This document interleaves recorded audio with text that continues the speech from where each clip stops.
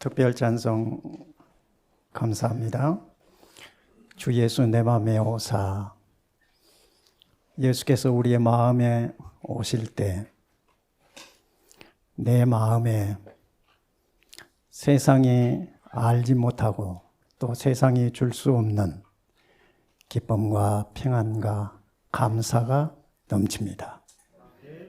주 예수 그리스도가 내 마음에 왔을 때 나의 옛사람은 사라져버리고 그리스도 안에서 하늘을 향해 걸어가는 생명의 걸음을 걷게 하신 것을 경험할 수 있습니다. 누가 이렇게 하라 저렇게 하라가 아니라 생명이시요 진리요 빛이요 능력이신 그분이 우리의 믿음 안에서 우리 속에 계심으로 이 걸음을 걸어가게 되는 것입니다. 성령이 너희 안에 임하시면 성령이 친히 너희를 진리 가운데로 인도하시리라고 주님께서 약속하신 대로입니다. 예수 믿으면서도 아직도 내 마음에 완전한 평안과 기쁨과 감사가 없으면 아버지 앞에 불철주야 무릎 꿇고 기도하셔야 합니다. 예수를 구주로 믿으면서도 아직도 세상에 관심을 가지고 살고 세상에 화려하고 아름다운 것들이 크게 보인다고 하면 하나님 앞에 무릎을 꿇으셔야 합니다. 예수 믿으면서도 세상과 짝하고 하늘을 바라보면서 세상을 바라볼 관심이 생기는 것은 사탄의 기만입니다. 저는 오랫동안 주 예수 그리스도 안에 새 생명을 받고 하늘의 진리의 빛을 따라 삶으로 고통을 엄청 받았습니다. 개신교의 신앙 속에서 저는 성경 속에서 발견한 그리스도, 성경에서 경험한 생명, 성경에서 이해한 하늘로 가는 요정길, 이 모든 것들이 내 영혼에 분명하게 새겨졌음에도 교회 나가서 듣고 신학교에서 강의 속에서 설명되어진 진리는 바로 제가 알고 있는 것과 너무나도 거리가 있었습니다. 그래서 저는 지금도 신학자들을 신뢰하지 않습니다. 목사들을 바라보지 않습니다. 제가 목사이면서 목사가 어떻게 하나님의 품성과 하늘 가는 여정길을 왜곡되이 가르치고 믿고 있는지를 제가 처절하게 경험했기 때문에 그렇습니다. 여러분, 여러분의 눈망울은 세상을 향해 있어서는 안 됩니다. 사람을 바라보아서는 안 됩니다. 우리의 소망은 하늘 예루살렘 성입니다. 우리의 모든 소망은 주 예수 그리스도이십니다. 그분이 나의 구주요, 나의 하나님이 될 때 나는 하늘의 영광으로 살게 됩니다. 하늘의 거룩과 하늘의 기쁨이 무엇인가를 경험하게 됩니다. 재림 신앙을 제가 만나고 나서 이 제 심정 속에 새겨진 진리, 그리고 제 삶 속에서 경험되어지는 세상이 경험할 수 없는 신령한 그 경험을 마음대로 여러분에게 전할 수 있는 기회를 얻게 되었습니다. 그전에는 제가 아는 것이 참인가? 제가 경험한 것이 하늘로부터 온 것인가? 의심을 끊임없이 했기 때문에 담대하지 못했습니다. 모든 세상의 교회와 모든 하나님의 종이라고 하는 신학자들과 목사들이 제가 알고 경험한 것과는 달리 전하고 있었기 때문에 그렇습니다. 그래서 저는 나 혼자 살기로 작정하고 목사직을 하루아침에 던져버리고 이 화순 작은 무등산 밑에 제 새로운 거처를 삼았던 것입니다. 그러다가 재림신앙을 만났습니다. 그 위대함은 말로 다 할 수가 없습니다. 예수 안에 죄가 사해진다는 것이 무엇인가를 가슴절절히 경험하고 있습니다. 그리고 예수 안에 죄사함을 받은 사람들이 세상을 이기고 죄를 이기며 진리의 완전한 순종을 통하여 의롭게 사는 삶이 무엇인가를 가슴 저리게 경험하고 삽니다. 저는 하루에 10시간이 넘는 중노동의 일을 하면서도 그 일하는 과정 속에서 이 생명의 능력과 이 기쁨과 이 만족과 감사를 시시각각 경험하면서 감사의 생활을 하고 있습니다. 예수 믿으니 활기찹니다. 마음의 평안과 위로와 기쁨이 변할 수 없을 겁니다. 마음의 평안과 기쁨과 만족이 있으니 육체에 생기가 있는 것입니다. 영혼과 육체가 그리스도 안에서 온전케 된 이 영원한 복음이 얼마나 값진 건가를 저는 절절히 경험합니다.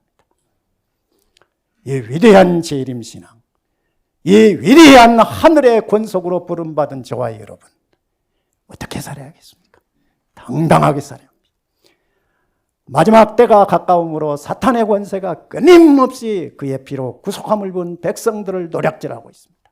기만수를 펼쳐서 어그러진 길 가게 합니다.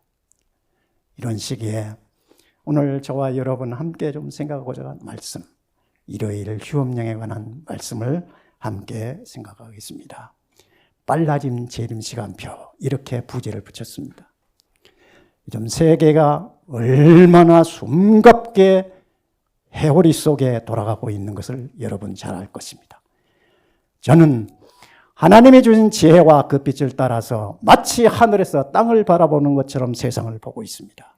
그리고 이 세상 속에 있는 사람들의 영혼과 사람들이 무엇을 추구하고 어디를 향하고 가고 있는지를 심각하게 바라보고 있습니다. 특별히 교회가 어떤 걸음을 걷고 있는지, 그 중에서도 재림교회가 어떤 상황에 있고 어디로 향하고 있는지를 주의해서 살펴보고 있습니다. 빨라진 재림시간표, 이거는 바로 제가 세상을 바라보고 교회를 바라보는 가운데서 주의 재림이 얼마나 가까이 왔는가를 가슴에 깊이 겪고 있기 때문에 오늘 이 말씀을 함께 나누기를 원합니다. 자, 먼저 성경의 전체 내용이 무엇인가를 간략하게 좀 써머리를 하겠습니다. 성경이 누구의 말씀입니까?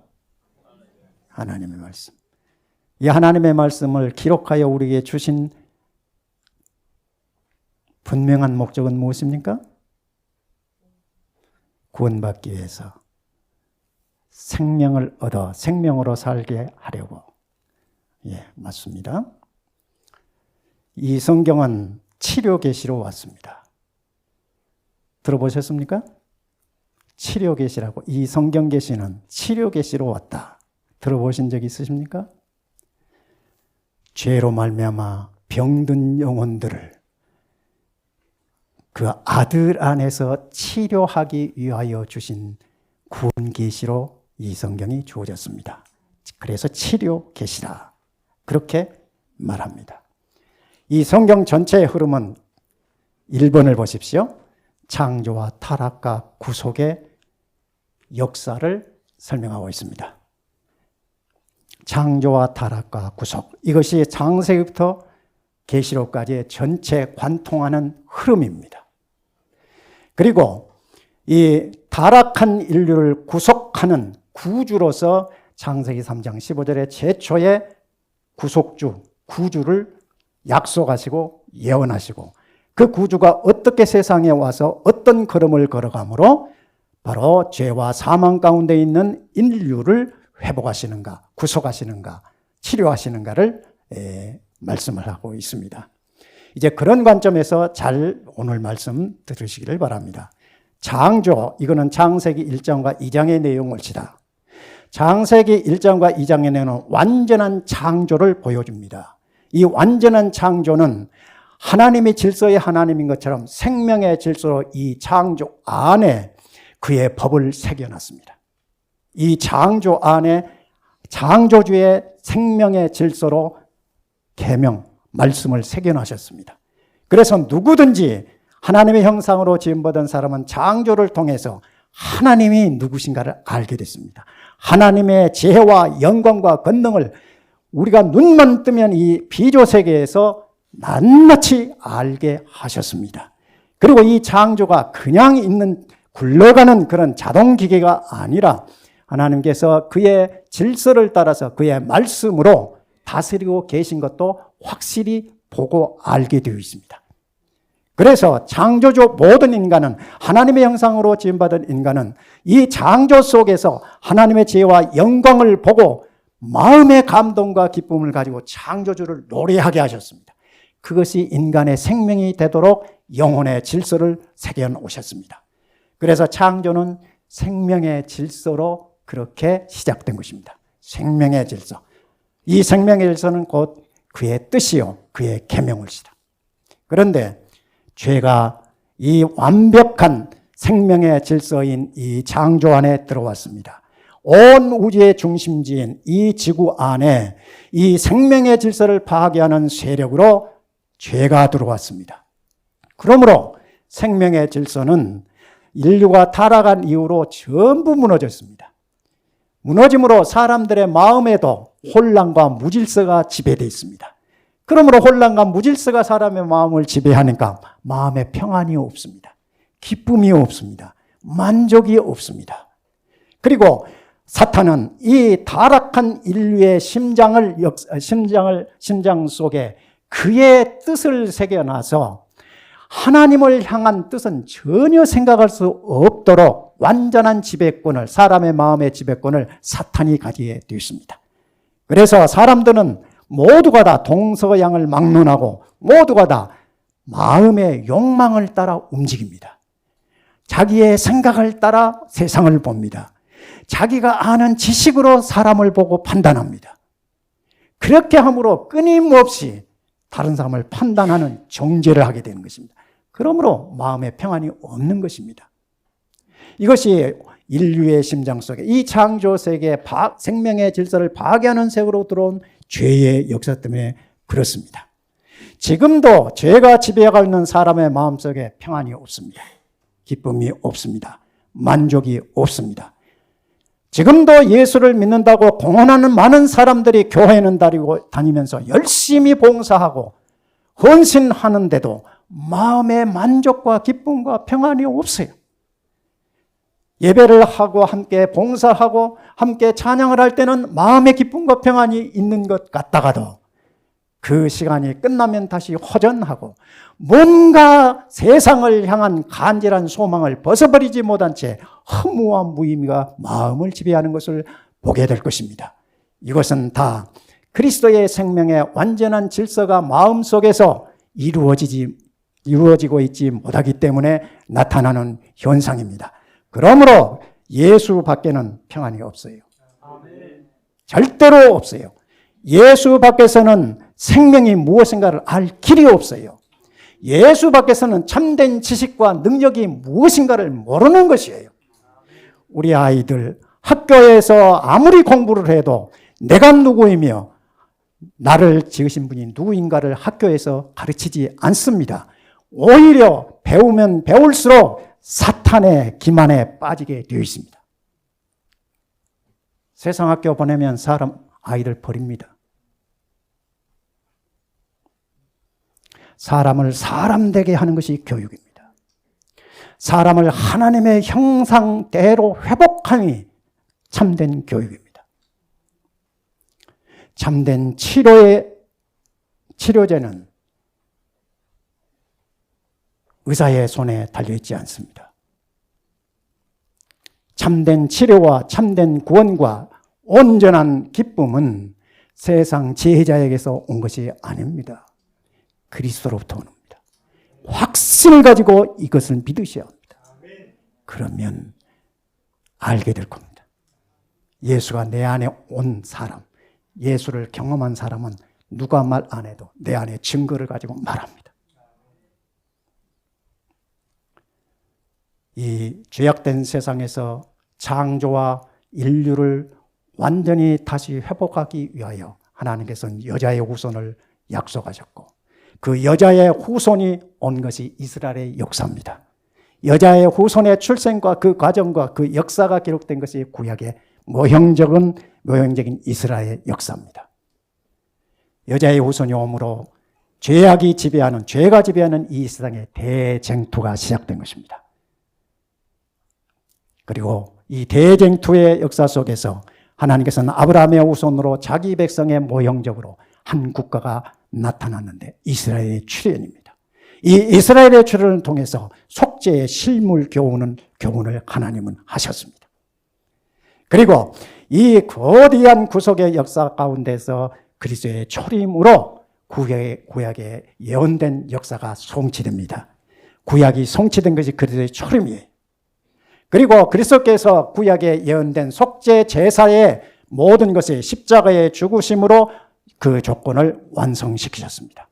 그리고 십자가의 속죄 사역을 통해서 구속 요건을 이루신 그 그리스도께서 이제 하늘 성소와 지성소에 들어가서 인간의 심장 속에 역사하는 모든 죄를 확실히 제거하고 다시는 인류를 지배할 수 없는 완벽한 구원을 이루시게 한 중보 사역을 지금 하고 계신 것입니다. 하늘에 오르심으로 그는 우리의 구속주로서 1800년 동안 성소의 사역을 통해서 자기 백성들의 죄를 다 가져갔습니다. 그리고 가져가신 그 죄를 1844년 10월 20일에 지성소에 들어가셔서 도마라는 바로 속죄 사역을 마지막으로 지금 감당하고 있는 역사가 지금 진행되고 있습니다. 이제 이 십자가와 조사 심판이 하늘 성소에 들어가서 그의 백성들을 조사하는 심판 과정을 통해서 하나님의 거룩한 생명으로 새 인류로 산 백성이 누구인가를 조사해서 확정함으로 하나님의 자기 백성을 다 구원하실 계획을 완료할 것입니다. 이 조사심판의 시작과 끝에 일요일 휴업령이 있습니다. 지금 우리가 살고 있는 이 시대가 바로 이 조사심판의 내에 있는 것입니다. 시작과 그 끝 사이에 일요일 휴업령이 있습니다. 자, 이제 이 조사심판이 끝나면 계시록 14장의 내용이 조사심판의 내용이죠. 그렇죠? 조사심판의 내용이죠. 계시록 14장에 15장이 이제 무엇인가요? 환란이 15, 16장에 환란이 시작되죠. 조사심판 끝나고 하나님의 인을 받은 수가 다 찬 이후에 환란이 오는 거죠. 그 환란을 통해서 거짓된 백성들이 다 떨어져 나가고 구별될 것입니다. 환란을 통해서. 아무튼 대환란이 7재앙과 야곱의 환란으로 대별되고 이 모든 환란을 능히 이기고 승리하여 하나님의 거룩한 도성으로 들어갈 14만 4천인이 확정된 승리를 보게 될 것입니다. 그리고 이 14만 4천인을 다시는 죄악이 관영하지 않는 죄악이 없는 완벽한 하늘의 도성으로 데려가시기 위하여 그리스도께서 재림하실 것이고 이 재림의 날에 바로 첫째 부활이 일어나고 그리고 부활한 이 백성들을 하늘로 데려가고 공중에서 주님을 만나게 될 것이고 그 이후에 천년기가 시작될 건데 그게 바로 악인들의 심판이 이루어질 것입니다. 그리고 다시는 죄악이 없는 완벽한 창세기 1, 2장의 상태로 회복되는 신천신지 창세기 1, 2장에 예언된 기록된 내용보다 더 황홀하고 더 완벽하고 더 찬란한 바로 신천신지가 이 지구 안에 우주 안에 완전히 들어서게 될 것입니다. 우리는 그 역사의 과정 속에서 지금 조사 심판 내용을 시대에 있는 것입니다. 자, 이제 이런 내용을 좀 이해하시고 이제 말씀을 들으시기를 바랍니다. 대쟁투의 개쟁점. 개쟁점이라고 말하니까 좀 우리 아이들은 이해하기가 어렵죠. 큰 싸움의 핵심이 뭐냐? 핵심적이 뭐냐? 하늘에서 시작된 전쟁은 땅으로 그 전선이 확대되었고 이게 지금 어디의 내용이죠? 계시록 12장의 내용이죠. 하늘에서 시작된 전쟁은 땅으로 그 전선이 확대되었고 이 전쟁은 사탄이 창조주의 권위를 찬탈하려는 데부터 시작했다. 그렇죠? 반역이죠? 이건 하늘에서부터 시작된 거죠. 그것이 바로 계시록 12장 7절로 9절의 내용입니다. 자, 그 다음에 대쟁초의 개정점은 우주의 지배권을 누가 가지고 있는 참된 주인인가를 보여주는 것이죠. 대쟁초의 개정점은 우주의 참된 주인이 누구인가를 보여주는 싸움이에요. 곧 경배의 대상이 누구냐는 것이에요. 이는 누가 참신으로 경배의 대상이냐 하는 문제입니다. 제7일 안식일은 하나님의 권위가 새겨진 경배의 날입니다. 사탄은 참 안식일, 토요일을 일요일, 거짓 안식일로 고쳐서 자신이 경배받아야 할 참 신인 것처럼 사람들을 속였고 승리했습니까? 사탄이 승리했습니까? 승리한 것처럼 보이지요? 이 세상 모든 사람들이 이렇습니다. 교회가 그렇습니다. 사탄은 사람의 생각과 마음을 그렇게 지배해 놨습니다. 성경에 관심을 갖지 않습니다. 위대한 신학자가, 위대한 목사님이, 큰 교회 다민 목사님이 뭐라고 말하는가에 따라서 신앙생활을 합니다.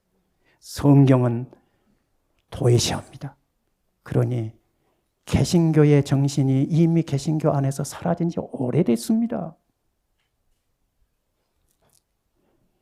개신교는 성경으로 돌아가자는 것이었습니다. 성경이 뭐라고 말씀하는가에 귀를 기울이자는 운동이었습니다. 그런데 1517년에 16세기에 일어났던 종교개혁 정신은 지금 개신교 안에서 다 사라졌습니다. 우리 교회 목사님이 뭐라고 말씀하시느냐? 우리 신학대학원의 교수님이 뭐라고 말씀하시느냐? 우리 교단의 훌륭한 이름 있는 권위 있는 목사님이 뭐라고 가르치고 말씀하시느냐? 이것에 초점을 맞춥니다. 이렇게 해서 법안권이 시작되지 않아요. 법안권이 하나님의 말씀인 성경을 백성들로부터 거두어들여서 신부들만 보게 하고 백성들 눈을 감겨버렸어요. 신부가 가르쳐준 내용이 성경 말씀으로 받게 되어 있어요. 그렇게 해서 법안권이 시작되고 법안권이 지금 세계를 지배하는 짐승이 됐잖아요. 지금 개신교회가 그렇습니다. 그러니 그 정신이, 개신교의 정신이 이미 사라진 이 개신교가 법안권과 하나가 되는 것은 시간 문제입니다.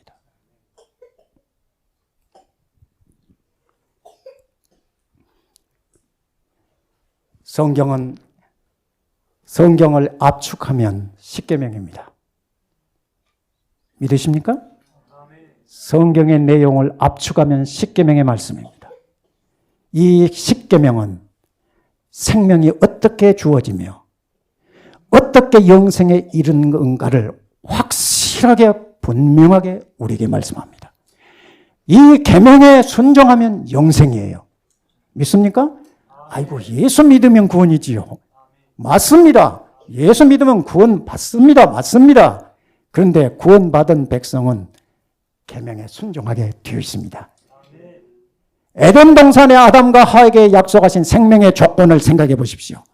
타락하기 전에 에덴 동산의 아담과 하에게 약속하신 생명의 조건이 무엇인가를 보십시오. 선악을 아는 나무 열매는 먹지 말라. 그리고 생명나무 열매는 먹어라. 먹어라, 먹지 마라. 허락과 불허락이 있어요. 해야 될 일과 하지 말아야 할 내용이 있어요. 그렇죠? 그것이 에덴 동산의 아담과 하와의 생명의 조건이었어요. 구원은 바로 이 생명의 조건으로 인류를 회복하는 것입니다. 죄가 인류 안에 들어오므로 이 영생의 조건이 다 무너져 버렸습니다. 타락한 인류의 심장 속에 하나님의 형상이 흔적만 남아있지 능력은 완전히 사라졌습니다. 그러므로 생명의 법으로 온 하나님의 말씀을 알면서도 순종할 수 없습니다. 불가능합니다. 왜요? 죄가 인간의 마음을 지배하고 있기 때문에 그렇습니다. 죄가 지배하는 양심 속에 절대로 하나님의 계명은 순종이 불가능합니다. 그러므로 예수께서 오신 것이고, 그러므로 이 예수를 나의 주, 나의 하나님으로 믿으면 예수의 능력이 우리로 계명에 순종할 수 있게 하셔서 바로 계명으로 영생이 약속된 것을 믿는 백성들 안에 완성시키신 겁니다. 그러므로 예수 믿음이 구원도 맞고 계명에 순종하는 것이 영생이라는 것도 맞습니다. 예, 그리스도를 통하지 않고는 어떤 위대한 사람도 계명에 순종할 수 없습니다. 예수 없이 순종하려고 하는 것이 모든 이방 종교입니다. 예수 없이 거룩한 영광에 이르겠다고 가르치고 믿는 것이 이방 종교요 철학입니다. 인간 사상입니다. 그리스도 밖에는 구원이 없습니다. 그리스도의 능력이 아니고는 영생의 조건에 합한 사람은 하나도 없습니다. 이 하나님의 영생의 조건을 이루시는 그리스도께서 이제는 저와 여러분을 하나님을, 창조주 하나님을 나의 주, 나의 하나님으로 확실히 믿고 나아가도록 제7일 안식일을 주신 것입니다. 예수 믿음의 그 모습이 제7일 안식일을 지키고 경배의 날로 지키는 것으로 하나님 앞에 고백하게 하셨습니다.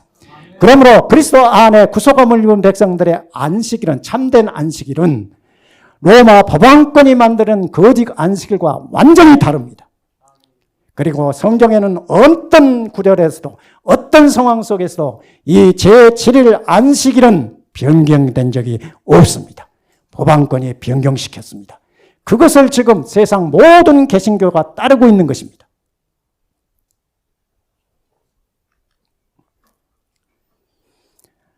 자, 법왕권이 불법의 사람으로 성경에 게시되고 있죠. 불법의 사람. 거짓 안식일을 백성들에게 가르치고 거짓 안식일을 믿게 하고 거짓 경배를 드리게 함으로 자기의 지배 속에 가두어 놨습니다. 그래서 이걸 이 법왕권을 불법의 사람, 멸망의 아들, 대적하는 자, 그리고 자존하여 자기를 하나님이라고 그렇게 세상에 공포하고 있습니다. 그게 지금 노바 법왕입니다. 자, 근데 오늘 제가 이 일요일 휴업령을 가지고 말씀드리게 된 동기는 지금 세상이 매우 하루가 다르게 급변하고 있습니다. 자, 트럼프 미국 대통령이 등장하고 나서 얼마나 신속하게 세계 질서가 재편되고 있는지 모릅니다. 그렇죠? 자, 트럼프 대통령이 취임하고 나서 최초로 방문한 지역이 어딘가요? 어딜까요? 어디? 중동입니다. 중동이에요. 중동의 질서를 트럼프 대통령이 지금 취임한 지 몇 개월 안 됐는데 거의 완벽하게 재편해 놨습니다. 시리아가 그렇게 미국과 대치 상태에 있었습니다. 그런데 그 왕이 이번에 트럼프 앞에 무릎을 꿇었습니다. 바이든 대통령이 다스리고 있을 때 사우디아라비아가 유일한 중동의 우방국가인 사우디아라비아 관계가 소원했습니다. 단숨에 사우디아라비아가 미국과 화평의 길을 걷게 됐습니다. 매우 신속하게 이루어져 있습니다.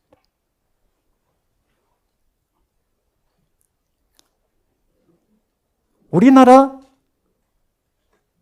지금 국정이 혼란된 상태에 빠져서 대화를 못했는데 아마 조만간 트럼프 대통령과 만날 겁니다. 우리나라 대통령.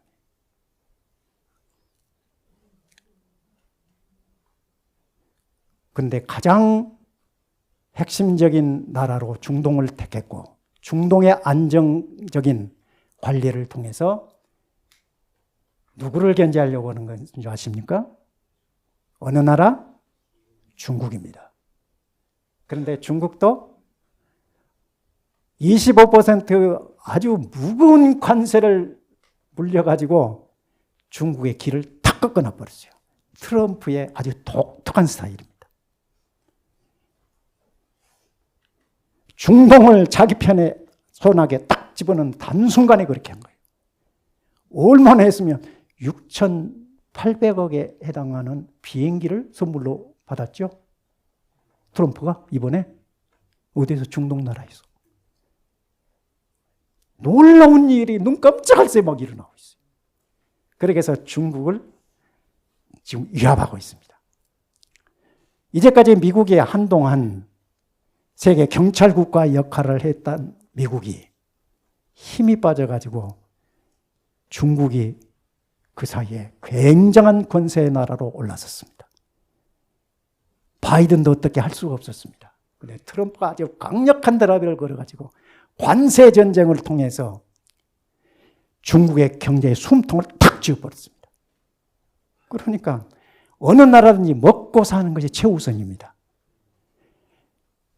통상경제에서 길이 막히면 그 나라의 존폐가 달려있는 시대가 됐습니다. 트럼프는 그런 것을 다 꿰뚫어 본 거예요. 그렇게 해서 중국을 사실상 지금 무릎을 꿇은 상태가 되어 있습니다. 그렇게 해서 명실공히 아메리칸 제일주의, 미국의 세계를 지배하는 완벽한 이 마지막 시대의 나라라는 것을 트럼프는 지금 보여주고 있는 것입니다. 그런데 이 시기에 아주 놀라운 사건이 벌어졌습니다. 새로운 교황의 출현입니다. 미국과 교황청은 같이 갈 수 없습니다. 그의 출생 자체가 다릅니다. 완전히 적대적인 관계입니다. 그런데 놀랍게도 이번에 최초로 교황이 어느 나라에서 나왔죠? 미국입니다. 네오 14세. 레이건 대통령이 1970 몇 년도죠? 이때에 교황 요한 바오로 2세하고 신성동맹을 맺어서 동구권 공산권을 무너뜨려 버렸죠. 이거 신성동맹이라고 알려져 있죠. 바티칸하고 미국은 공식적으로는 부인합니다. 그러나 실제적으로 나타나는 것이 신성동맹으로, 레이건과 교황의 신성동맹으로 동구 공산권이 몰락했습니다. 그런데 바로 이미 레이건을 통해서 로마 교황청과 미국이 가까워지기 시작한 겁니다. 그런데 트럼프 대통령이 세계 주도권을 잡는 이 찰나에 미국인 교황이 나와서 이제 매우 트럼프와 교황청이 굉장히 가까고 밀착된 분위기가 형성되었습니다. 이제는 트럼프는 바로 미국 제일주의를 내걸고 세계를 지배하게 될 날이 이미 시작됐다고 저는 봅니다. 이렇게 하면 트럼프의 정치적 배경이 어디입니까? 보수 기독교 단체입니다. 보수 기독교 단체예요. 이거를 공격하는 세력에서는 근본주의 교회의 지지를 받아서 트럼프가 대통령 됐다고 설명을 하고 있죠. 근본주의, 성경을 성경대로 믿는 주의를 근본주의라고 비난하는 의미로 사용되고 있습니다. 근본주의.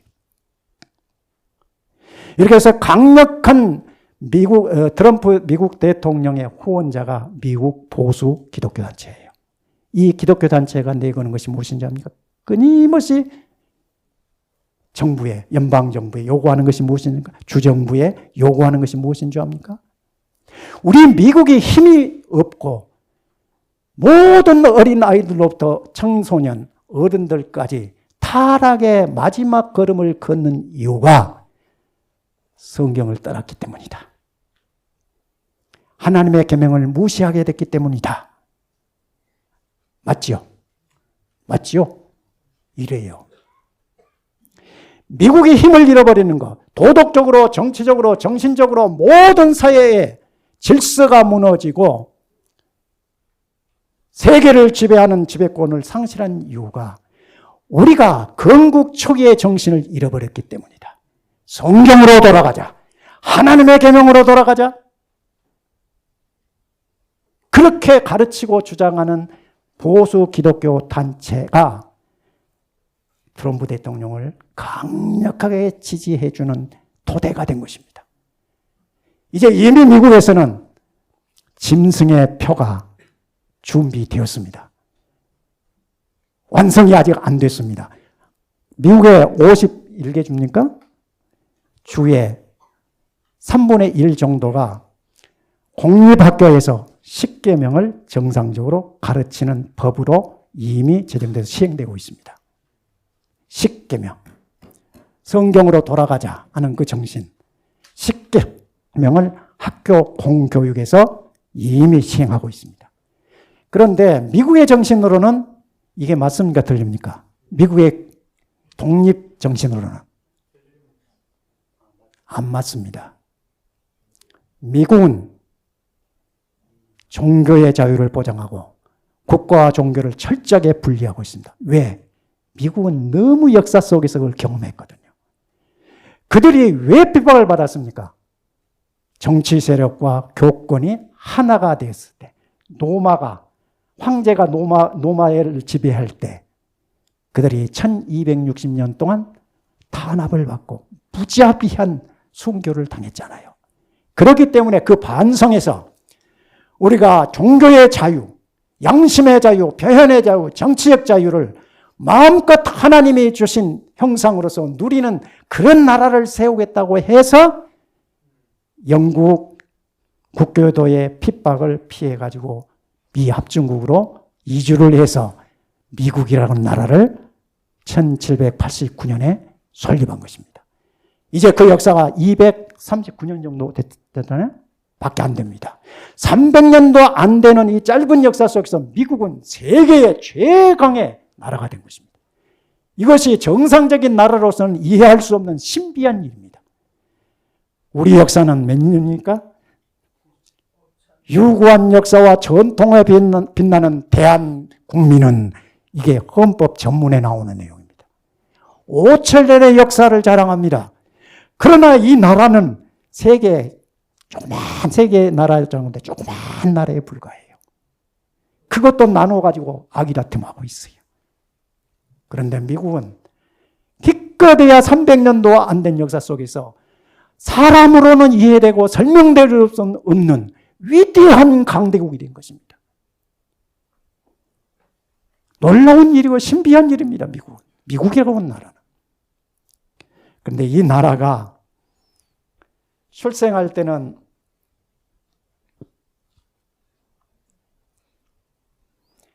계시록 13장 11절을 보십시오. 땅에서 올라온 짐승이 나오죠. 계시록 13장에는 두 짐승이 나오죠. 바다에서 나온 짐승과 땅에서 나온 짐승이 나오는데 그 땅에서 올라온 짐승을 보시죠. 바다에서 올라온 짐승은 법왕권을 말하고 땅에서 올라온 짐승은 미국을 말합니다. 그런데 미국을 보십시오. 한번 읽어보십시오. 시작.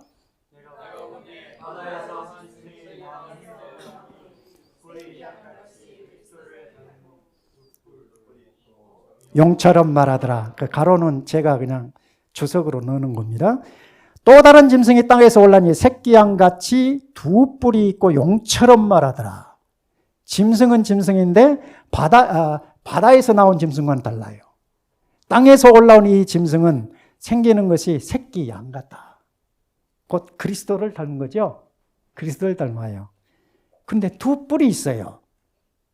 뿔은 권세를 말하는 거고 힘을 말하는 거 아니에요? 그 두 뿔은 증언의 말씀이 해석해 주고 있죠. 공화정과 개신교주의입니다. 미국의 근본 정신은 공화정과 개신교주의예요. 공화정은 주권이 국민에게 있다는 것이에요. 그렇죠? 주권이 국민에게 있다.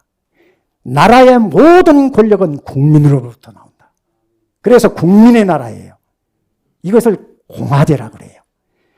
미국은 바로 그 공화제의 정신을 가지고 설립된 나라예요. 그리고 개신교주의입니다. 우리는 어린 양의 길을 걸어가는 위대한 하나님의 나라, 그 나라가 바로 미국이라는 것을 개신교주의로 표방한 것이에요. 그러므로 로마 법안권과 하나가 될 수 있어요, 없어요? 태생적으로 같이 할 수 없어요. 절대로.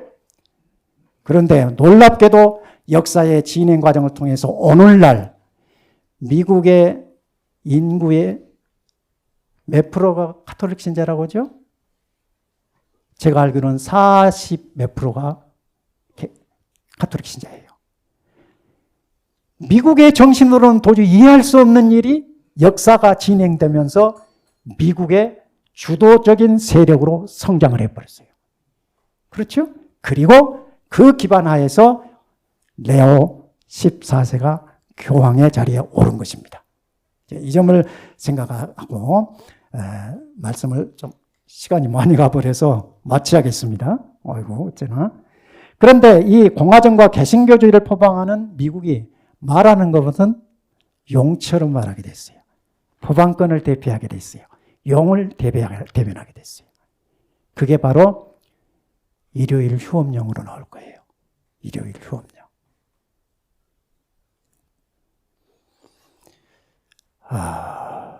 자, 계시록 13장과 14장에 나오는 하나님의 인과 짐승의 표가 완전히 대비되고 있죠.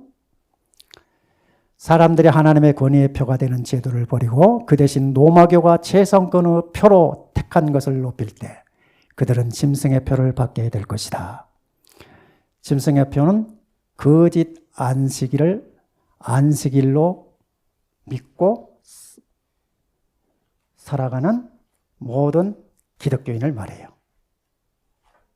짐승의 표는 거짓 안식일에 무릎을 꿇는 거예요. 하나님의 의는 제7일 안식일을 경배의 날로 확인하고 경배 드리는 백성이에요. 그런데 이제 미국을 통해서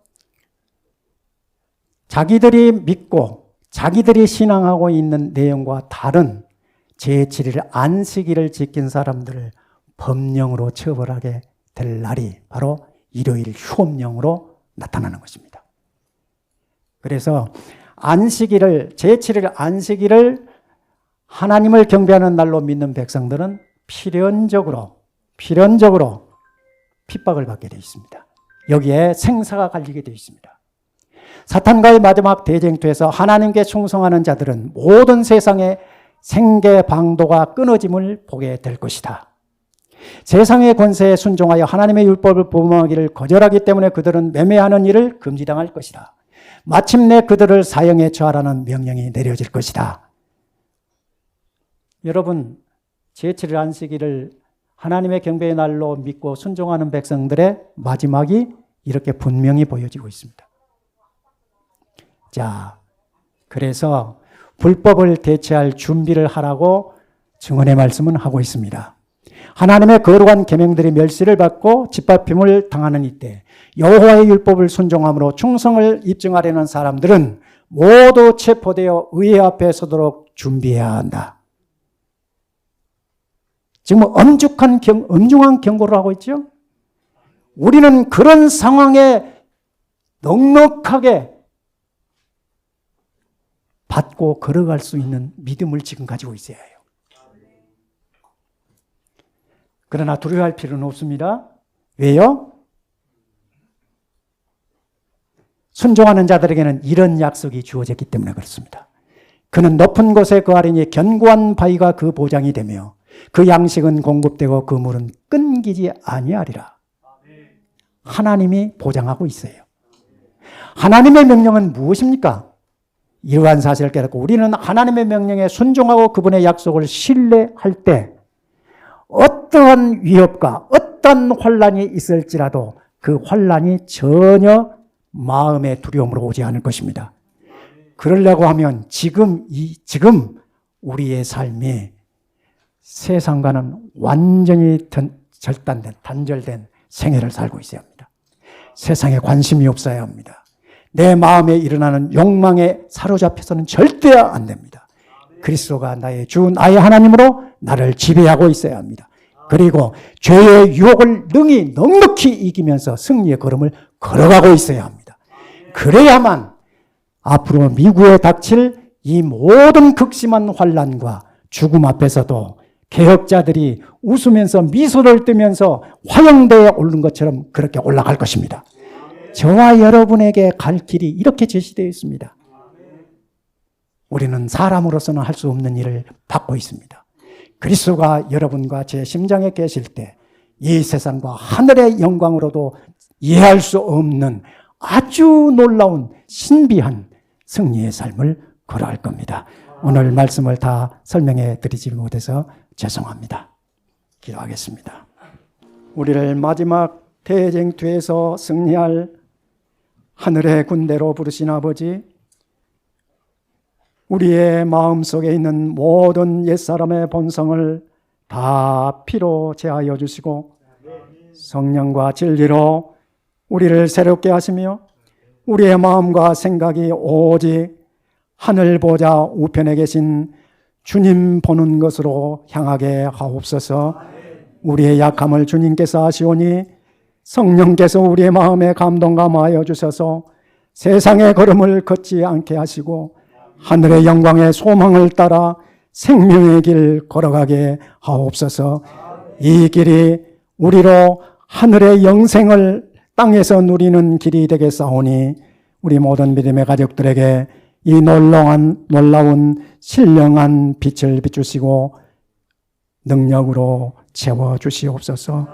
하늘의 영광선 소망만이 우리가 바라보는 소망이 되게 하옵소서. 예수께서 날마다 우리 마음에 거하셔서 이 길이 바른 길이 이 길로 행하라고 권고하실 때 아멘으로 순종하게 하옵소서. 내 자신을 바라보지 말게 하시고 주님만 바라보게 하옵소서. 주님 안에서 완전한 평안과 기쁨과 능력을 경험하면서 세상을 이기게 하옵소서. 예수님의 이름으로 기도하옵나이다. 아멘.